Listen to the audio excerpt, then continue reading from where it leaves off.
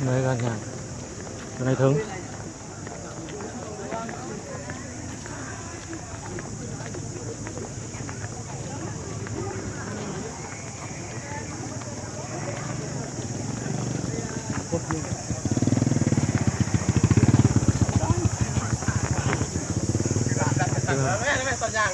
thôi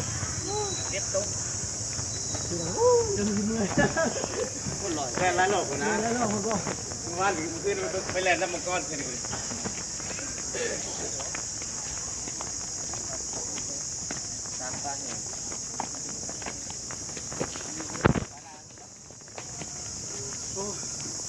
ไม่หลาย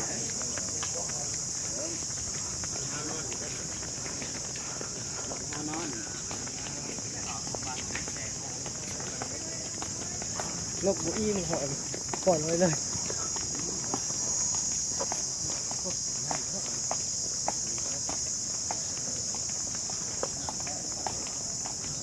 đẹp lắm đẹp lắm đẹp lắm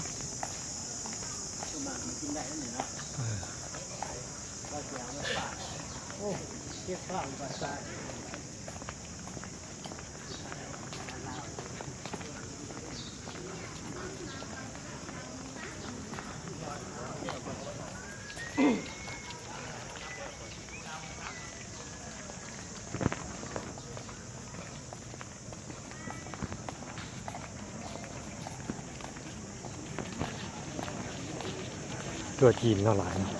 ทั้งจีนทั้งเกาหลีเพียบ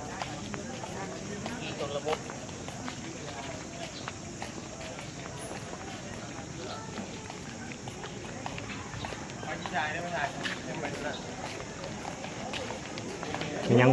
ไม่ยังบอลนี่เขาหมดแก้วอ๋อหมดแก้วเขาตะแก้วเรามาอยู่เวียดนามคนไทยยังไงก็ได้ที่ได้